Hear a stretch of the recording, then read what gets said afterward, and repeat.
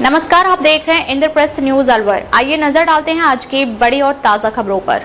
एक अनाथ बच्ची को झाड़ियों से उठाकर लाए, नाम रखा गया किस्मत। सतीश डूडी बने मानवता के लिए प्रेरणा स्रोत। हरियाणा के हिसार जिले की आदमपुर अग्रोहा तहसील में स्थित कोलेरी गांव इन दिनों अपनी अनूठी सामाजिक परंपराओं और बेटियों के प्रति सम्मानजनक सोच के कारण चर्चा में है। यह गांव लंबे समय से लाड़ो यानी कि बेटियों को विशेष सम्मान देने की परंपरा के लिए जाना जाता है, जहां बेटियों के जन्म और उनके महत्वपूर्ण अवसरों को बड़े उत्सव के रूप में मनाया जाता है। 4 मई 2026 को गांव में किस्मत डूडी का पहला जन्मदिन अत्यंत धूमधाम और उत्साह के साथ मनाया गया और 1.5 टन का केक काटकर खुशी मनाई गई।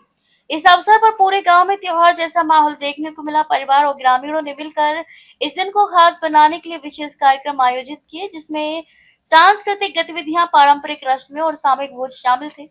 ये आयोजन सिर्फ एक परिवार तक सीमित नहीं रहा, बल्कि पूरे गांव के द्वारा इसे अपनी बेटी का उत्सव मानकर मनाया गया। कुलेरी गांव की यह परंपरा समाज के लिए एक सकारात्मक संदेश देती है कि बेटियां बोझ नहीं बल्कि सम्मान और गर्व का प्रतीक हैं।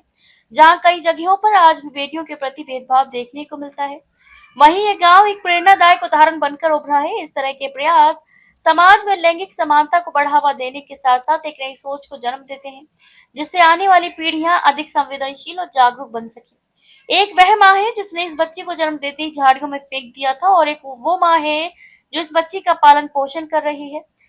और इसके पहले जन्मदिन पर भव्य समारोह का आयोजन किया गया, जिसमें बहुत से समाज सेवी, शिक्षाविद और विद्वान उपस्थित रहे, और इन लोगों के द्वारा इस लड़की की पढ़ाई का संपूर्ण खर्चा उठाने की बात कही गई, जो कि हमारे सामाजिक और मानसिक स्तर के गिरे हुए लोगों के लिए एक बहुत बड़ी सीख है।